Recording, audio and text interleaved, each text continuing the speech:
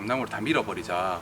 수확 한번 제대로 못하고 3개월 동안 나무만 뽑았어. 그럼 그때부터 농작물의 관리가 완전히 달라지기 시작했어. 어떻게 하면 안 망할 수 있냐, 대박이 아니라 안 망할 수 있냐를 목표로 공부를. 안녕하세요. 저는 농부의 감동을 전해드립니다 라는 슬로건을 바탕으로 달을 보는 농부라는 브랜드를 운영하고 있는 대표 박민혁입니다. 저는 딸기 약 2,000평 연동하우스를 운영하고 있고요. 그다음에 할라피뇨라는 멕시코 고추를 2,000평 정도 키우고 있습니다. 딸기는 생산량이 약 15톤 정도 되고요. 할라피뇨는 약 10톤 정도 되고 지금 지속적으로 규모를 늘리고 있는 상태입니다. 제가 농부를 하게 된 계기는 외삼촌이 농사를 지으셨는데 제가 보기에는 돈을 엄청나게 많이 버셨었어요. 다른 사람보다 자기 주체적으로 이제 의사결정을 해서 농사를 짓고 수확을 하고 그 모습을 이제 바라보면서 아, 농부도 괜찮을 것 같다라는 이제 느낌만 가지고 이제 농대에 진학을 하게 됐습니다. 이제 실습 같은 걸 많이 나가게 됐습니다. 땀을 흘리면서 일손 돕기를 하다 보니까 이게 좀 체질에 맞는 거예요. 땀을 흘리는 게 생각보다 재밌고 보람찬 일과가 되더라고요. 그렇게 곰곰이 생각한 끝에 이제 농부가 되기를 결심을 했습니다. 농업과 관련된 다양한 실습을 다니면서 농사의 이제 기본적인 거를 익히고, 농사는 또 하나의 사업이기 때문에 경영을 위해서 또 경제학을 또 전공을 하고 농사 지을 바탕을 마련했던 것 같습니다.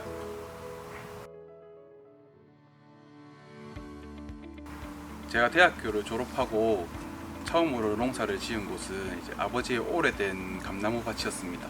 이제 감을 수확을 했는데 아무리 따도 힘만 들고 돈이 안 되더라고요. 다 따봐야 한 600만 원 정도?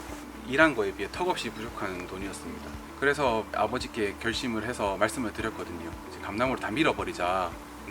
500평 정도를 고추와 고구마를 심어서 처음 이제 농사를 짓게 되었습니다. 이 300평에서 나온 수익을 가지고 생활하기엔 턱없이 부족했지만은 처음으로 들어오는 수입에 만족을 하면서 이제 농사에 대한 꿈을 키우게 됐습니다. 그래도 이제 생활비가 부족하니까 그때는 투잡을 뛸 수밖에 없었어요. 처음에 아침부터 저녁까지 농사를 짓고 저녁에는 학원 강사를 하면서 생활비를 마련하면서 농사를 지었습니다. 그렇게 1년차를 겨우겨우 보냈는데 땅을 아무리 알아봐도 저한테 땅을 빌려주시는 분들이 없었어요. 농촌이 영고지가 아니고 잘 모르니까 빌려주시지 않더라고요. 그래도 끊임없이 이제 부동산에도 물어보고 아시는 분한테 물어보고 하다 보니까 결국 이제 겨울에 1,000평 하우스를 빌리게 됩니다. 그게 이제 제 농사의 진정한 시작이라고 볼 수 있었습니다. 처음 빌린 1,000평의 땅에서 이제 딸기 재배를 시작했습니다. 딸기 재배를 물어 배워가면서 키우다 보니까 어찌 잘하긴 하더라고요. 열심히 자란 딸기를 부품 꿈을 가지고 박스 2,000개를 주문해서 공판장에 내게 됩니다. 많은 분들이 이제 응원도 해주시고 후기가 또 괜찮더라고요. 그래서 이제 조금씩 판매량을 늘려가기 시작했습니다. 처음 지은 딸기 농사인데 먹어보니까 딸기 맛이 괜찮더라고요. 그래서 이 딸기들을 직접 팔아봐야 되겠다, 또 다른 결심을 하게 됩니다. 젊은 층에 속했던 제가 할 수 있는 게 인터넷으로 이제 판매를 하는 거였습니다. 처음에는 무작정 인터넷 카페라든가 이런 곳에 딸기를 판다고 올리기 시작을 했습니다. 처음에는 물론 안 팔렸습니다. 잘 안 팔렸는데 한 건씩 나가기 시작하더니 어느샌가 그분들이 이제 좋은 후기를 남겨주시더라고요. 생각보다 반응이 괜찮아서 왜 잘 팔릴까, 왜 이렇게 좋아하면서 구입을 하실까라는 걸 이제 곰곰이 생각해 봤습니다.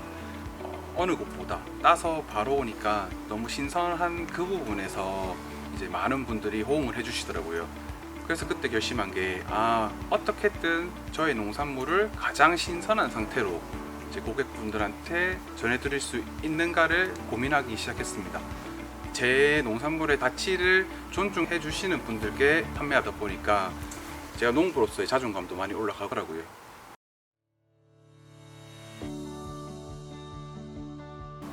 딸기라는 작물을 많은 분들이 재배를 하기 때문에 매뉴얼이라는 게 있습니다. 딸기를 언제 심고 얼마 정도의 온도를 맞춰서 잘 키우면 어느 정도의 수확이 되겠다, 그 후에 관리까지 아주 많은 분들이 연구해 놓은 이런 것들이 있었습니다. 그 매뉴얼에 따라서 차근차근 하다 보니까 딸기를 수확하고 있더라고요. 그래서 이 농사라는 것을 조금 쉽게 봤던 것 같습니다. 또 새로운 작물을 도전해보자. 그래서 이제 할라피뇨 고추를 심게 됐는데 너무 잘 자라는 거예요. 할라피뇨 첫 수확에 너무 많은 돈이 들어온 거예요. 와, 이거 끝까지 키우면 진짜 대박 날 수 있겠다. 그런데 한 10일 후 이제 두 번째 수확을 하러 밭을 갔는데 고추가 이상한 거예요. 이파리가 말라 비틀어져 있고 새순이 다 죽어 있고 모양이 이상한 겁니다. 너무 당황을 해가지고 어떻게 할지도 모르고 있었어요. 그때만 해도 저희가 칼라병이라 부르는 병에 많지가 않았었습니다. 그렇게 며칠이 또 흘러갔거든요. 근데 점점 번지기 시작하는 거예요. 어떤 분이 그거는 약이 없다, 뽑아야 된다.